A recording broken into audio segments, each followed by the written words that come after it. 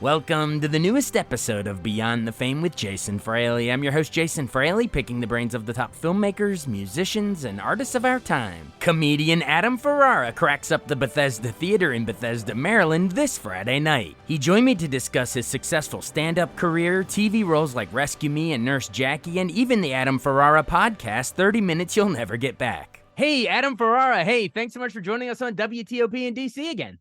Good to see you again, my friend. I'm happy to be coming back. I'm looking forward to Friday, the Bethesda Theater. It's going to be fun. Yeah, we spoke a couple years ago. I can't remember where, was it the DC Improv or maybe Alamo Draft House? One or the other. But it's great to catch up again. Bethesda Theater's a cool spot. It's Labor Day weekend, so yeah, tell people to kick it off. You know, if they want a hilarious way to kick off their long weekend. Come in, I will make you laugh. Come in, start your long weekend with a laugh. I will make you laugh. I'm always looking forward to coming back and seeing you. I love the DC area every time I come see you guys, because one of the things I like to do is, first of all, walk around DC is beautiful. And last time I was there, I saw diplomatic plates on a Hyundai. I don't know what kind of broke-ass country was driving around in that car. But that's the kind of stuff you can see in DC. Yeah, I'm looking forward to coming back. Only in DC, yes. And maybe Bethesda, but that's fantastic. Yeah. That's great. And yeah, I mean, I don't know when comedians like yourself come on, like it's always hard because you don't want to spoil your punchlines, but you want to tee up the show and tease something. So like, and there's no shortage of stuff going on in the news in this town, but I don't know, like what topics are you going to get into? Is that a general way we can talk about it? I'm a confessional comic. That's pretty much what I do. Is I take my life, I put it in a blender, and I talk about it. And when it comes to like politics, I don't make enough money for the Republicans to care about me, and I make too much for the Democrats to give me stuff. So no matter who's in charge, I'm screwed. So I'm just trying to be the best man I can be. So it's like today, I was talking to my mother on the phone. My mom, I call my mom every day because she lives by herself. And I say, "Hi, Ma, I love you." And that's the end of my participation in the conversation. She doesn't really need to talk. She just needs to hear me so she can get it out. So I just put her on speaker and I do stuff around the house. Like I'll do the laundry. You know, you got to hum to keep it going. I went through security at JFK with my mother on the speaker in the bin. Really? Shoes off, belt off. She's still going. Right? Because I don't know what it is. My feet keep swelling up. They're getting bigger and bigger every damn day. The guy is wanding me. I have my arms out. He's wanding me. He's like, you know, my mother has the same thing. Boop, boop, boop, boop, boop. Yeah, that'll set off if metal doesn't set off the metal detectors, the mom in the bin will. Absolutely. Is it, by the way, what behind you, is that a real stoop or is that just like a green screen backdrop? No, that's just this is actually my little studio here in my garage. That is the exterior of Abbey Road Studios. Okay. And that's a little mural my wife made, and that is Abbey Road Studios desk number 3. That is a tubed desk that the Beatles did Tomorrow Never Knows on. So this is my little studio here, and it's called Abbey Normal Recording Studios. It's my garage. Normal. Basically, I am in the garage. My wife I'm moving further and further to the street. She's phasing me out, my wife. So this is my little play area. I get to do my podcast here. I get to plug my dates here. And this is where I go. Thank you for Are you married? I am married. My wife is downstairs. This is our little office, as you can tell. I mean, these post-COVID, this is how we roll, right? This is it. I sit here and then I wait for Amazon boxes to come up and then I curse because every day these boxes come with the smirk on their face, like. Do you think Jeff Bezos, like when I first saw that, I was like, is he going for like the Nike swoosh, but with more of a smart ass little smile? Like, you know what I mean? It's got that little dimple. For the money I'm spending, he should deliver those boxes to me personally. He should be handing me those boxes. He goes, "Please thank your wife, Adam. She paid for the whole divorce." That's what he should do. Yeah. Well, and my wife keeps the box. Does your wife keep the boxes? Well, we do if, in case of returns or something, we have a whole system over the last couple of years, but wait. Yeah, that never happens. My wife keeps the boxes in the garage like a serial killer taking trophies. And then the smirk turns like upside down over time. It's really creepy. I turn them upside down. I go, so they're frowning. I'm like, now you're sad. How's that? And I don't think the childish, boxes, but it makes me feel better. Well, that's the whole point of this. Be a little childish because it makes the rest of us laugh. But I guess you can't put a box. Have you tried to put a box on the fake stoop behind you, or does it fall off because it's just two-dimensional? Boom. That's funny. That's funny. Believe me, this is one stoop I don't need boxes on. I don't have to pay for anything delivered to this stoop. I love it. We won't stoop to that level. But hey, thanks for the Abby Normal reference, because all of us young Frankenstein fans, Mel Brooks, appreciate that. That is great. Oh, I did. So I was on a show called Top Gear, it was a show about cars, and we had Yeah. Cloris Leachman on the show. Rest in We had peace. Frau Blucher was on the show, and the gag, Jason, was I made a limo out of a '69 Lincoln, right? And I put her in, and I drove it to the Emmys. That was the gag. Yeah. So the horn, I had the horn was the sound of a horse going.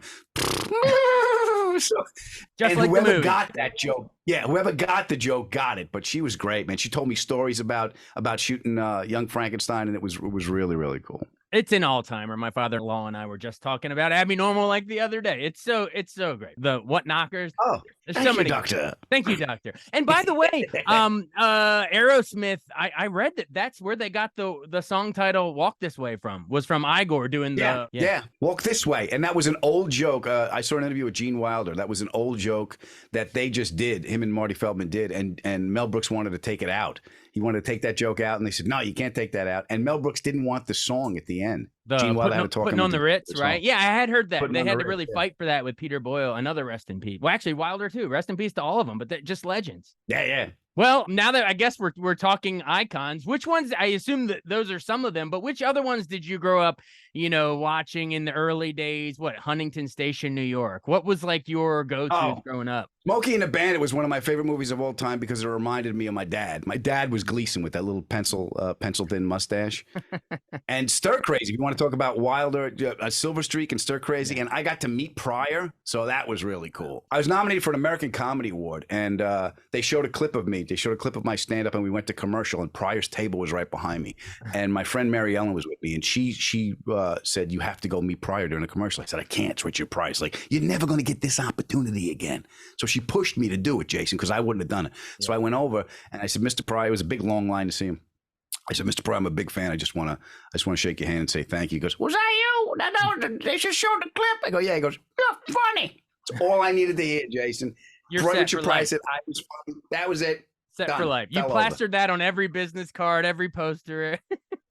That's my ringtone. I'm telling everybody.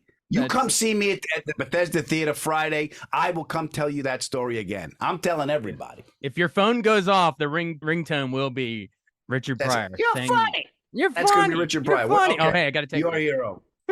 What was your movie when you were a kid? Oh my gosh. Well, see, I'm an old soul, but so I grew up, my dad had me watching Caddyshack and all the ones you're talking about. But my era, because I was like a late 80s, 90s guy, man, I was like a Jim Carrey, Dumb and Dumber, or like a, Austin Powers. Like that was my, that's my childhood. Yeah. Oh, behave. Funny. I mean, Dr. Evil. I mean, come on, like that trilogy I probably watched over there, or Dumb and Dumber. Yeah, all that stuff, all the Jim Carrey stuff. If I had to, it's probably. That's your go-to. What's your go-to movie, like your background movie? You got a go-to movie, a background movie? Wow, that's really hard. See, I'm a huge movie buff. I love everything. Like I'm like a huge Hitchcock guy and a Frank Capra guy. I can take it all the way back. I love all that kind of stuff. That's nice. You put on Psycho. That's a nice way just to calm down at the end of the day. Yeah, if you really want to unwind, those Bernard Herrmann strings, it just kind of relax, Yeah. Growing up, like, I don't know, man. Like growing up, it's it's all the stuff, Indiana Jones and Rocky and Back to the Future and all that stuff was my childhood. But so we talked about your childhood then when do you make the leap? How do you actually start doing the stand-up? Is it around Long Island? Is it in New York City? And what's the difference between? No, I started on Long Island. I got out of college. I told my parents, "Well, we've done one of your things. Now I'm going to try one of mine." So I went to this open mic on Wednesday night, and I got bit that night, Jason. And I started doing stand-up, and I got lucky because all the bar owners in New York, New Jersey, and Connecticut found out it was cheap to produce comedy, and I had a car, so I would drive around, pick up the headliners, and I would learn how to do stand up that way. And I started doing the road really, really young, and then I got my first TV deal, and I came out to L.A. And then I started acting because I got a job on a sitcom. And I was like, "Oh, I really like this. I better start acting." So one thing led to another. I was doing stand-up, I was doing acting, and then I got my first TV show. My first TV series regular was on a show called The Job with Dennis Leary. And we got to play cops on that show. And then that show led to Rescue Me with Dennis. Yeah. And then we did something for Comedy Central and touring. And then I got Top Gear, which was a lot of fun. I got to go around the country driving cars that cost more than my house. And then I was on Nurse Jackie with Edie Falco for a couple of years. And I still maintain stand-up because it's just so much fun to do. You know, movies are great, TV's great, but stand-up is immediate, and it takes you right into interaction with the audience. So I'm very grateful to come back to Bethesda Friday. Thank you. I want to do, if you have a second, a little bit of a deeper unpacking of Dennis Leary and Rescue Me, because, I mean, just working with Dennis Leary, but B, like the importance, like, you know, like it was right after 9/11 too. I think it really, I don't know, helped the country heal in a way. Not only we were doing the cop show. We were doing the cop show when 9/11 hit, because I remember the bridges were there was checkpoints at the bridges. Yeah. And so then we started, Dennis and Peter Tolan, who were the creative force behind the cop show, did Rescue Me. And then I joined the cast, I think end of season 3 till the end of it. And my character was Chief Needles. And I was one of the young chiefs that got promoted after 9/11 because all the guys were gone. Yeah. You know, people had to step up. So I had to step up in that role. And Dennis asked me to play that part. And it was great because as an actor, it's one of the best jobs you can get, because you get to do funny, you get to do drama, you get to do everything an actor gets to do, and I get to work with my pals. So it was one of the best times of my life. And how about Nurse Jackie? I mean, that's talk about also raising your game, working with you know, a Titan in Falco. Yeah, that was great. For like 2 years, it was just me and her, because my character was her love interest. So we went through this whole romance and this whole breakup. So that show is what made my mother. Okay, when I got that show, my mother became the queen of the day room in her condominium complex, because she was telling everybody, Jason, you know, my son is working with Edie Soprano. Oh, really? I thought he was the fireman. No. This is much better. So they all had lists of questions that they wanted me to ask Edie. So Edie's doing the Tonight Show, right? And she mentions I'm going to join the cast. And they said his name and everything. So my mother's listening to the interview, and she has 2 kids. So my mother made hats. My mother knits. Since my father passed away, that's how she processes grief, Jason. She knits. I have more Afghans than Kabul. She just keeps knitting. So she made these hats, these winter hats for Edie's kids. She's like, Adam, she's a single mother. She's working. When does she have time to knit? I go, I don't know, Ma. I have no idea. So she sends me these hats. She goes, I want you to give these hats to Edie Soprano. It's okay. And she sends me the hats. They're awful. They're awful. The brim is over here on one of them. The other one, the head is this way. They're like little Elephant Man hats. They're like little from the Junior John Merrick collection. These oblong hats. Wow, Elephant Man. We're going. So I'm like, oh my god, David Lynch now. All right, let's go. Yeah, I'm not an animal. I'm a hat. Yeah, I am not an animal. My head's just cold. So I go to the set. Up just now, or have you told that joke before? Because that's pretty good. No, you're the only one that got the John Merrick reference. I didn't think you'd get John Merrick. Hey, bring it on. Let's go. So I go to the set and I give her a hat, right? And so my mother made. She goes, "Oh my God, what's her address?" She goes, she gets a card, she writes a note to my mother, and she mails it. My mother calls me like a week later. Let me tell you what a lady Edie Soprano is. She didn't send no email. She bought a car. She wrote a note. She walked to the mailbox. She licked a stamp and she sent me a letter. I go, oh, that's great, Ma. What did you do with the letter? I had it laminated. What? Yes. It's in the curio next to the good dishes and the picture of Sinatra. That's fantastic. Well, I'm glad you could make Mom happy. That's fantastic. Oh, that's awesome. Well, speaking, I mean, you've been generous with your time, but one more titan of showbiz. Actually, just a buddy of ours that I know that you know, Mark Stern here in DC says hi. Mark Stern? The Tony Kornheiser show. Yeah, I know him from around town. He's a buddy of mine. Mark Stern? The Mark Stern, right up there with Richard Pryor, right? Yeah. Well, here's the thing. I got to meet Tony years and years ago. I was always a big fan. A fellow Long Island kid, you know that Kornheiser. Of course. So I went to do the show when he was on the radio, and I've done the show for years, and Mark he's one of my best friends, and he's actually on my podcast as well.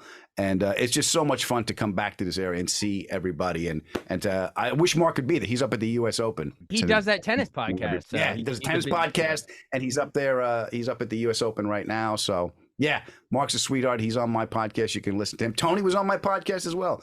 Kornheiser, who was on this week? I think Jay Moore is on this week. I've had a lot of fun doing that podcast. Who's been? Nathan Lane did one for me. Andrea Martin, Joe Buck, for any sports fan on there. He was fun. We had a nice talk about his dad. I had an FBI agent that worked on the Bundy case. Whoa. Yeah, that was creepy. And I'm pretty sure he did it, Jason. Just don't mix up your episodes and accuse Joe Buck of, killing all the Ted Bundy. Killing him, You gotta. Yeah, but if you're music, I've had Stevie Van Zandt on. I've had a bunch of Ann Wilson from Heart. Ann Wilson sang "Stairway to Heaven" to Led Zeppelin and the President at the Kennedy Center. Oh yeah, I've watched it a million times, and Robert Plant and Jimmy Page, and they're all like tearing up, man. And isn't it John Bonham's son? I think is on the drums. John Bonham's son was playing drums. Yes. It's the best Kennedy, and the Obamas are up there like tearing up. Like it's insane. I think it's the best. She told me a Kennedy story about how nervous she was. She was so nervous, she said. Yeah. And she goes, that's when she started doing meditation stuff. It was a really, really good interview. Yeah. She was a sweetheart. That's the fun thing about this podcast is I get to call people that I really want to talk to. And I'll come on. I had Glyn Johns on. He produced the Beatles' Get Back. He produced Zeppelin 1. He produced The Who, Who's Next, Linda Ronstadt, the Eagles. And I'm talking to the guy. It was great. How do you think I'm feeling talking to you and so many folks, man? It's the same thing. We're the luckiest guy. Getting to do these podcasts, we're the luckiest guys around. Wait, plug it away. You plugged the guest, but what's it called? The Adam Ferrara Podcast, 30 minutes you'll never get back. 30 minutes you'll Available never wherever you get your podcast. Exactly. Well, this is like 15, 20 minutes you'll never get back. So I'm sorry. I'm sorry I stole those 20 minutes from you, but what are we going to do? I enjoyed talking. Thank you so much for plugging the dates. If you're in town Friday night, come see me at the Bethesda Theater. Start your Memorial Day weekend. I will make you laugh. Appreciate it. I love it. Thank you so much for doing this. Be well, brother. All right. See ya. Thanks so much for listening to Beyond the Fame with Jason Fraley. Our theme music is Scott Buckley's Clarion. Remember to give us a 5-star rating if you like what you hear. We'll see you next time.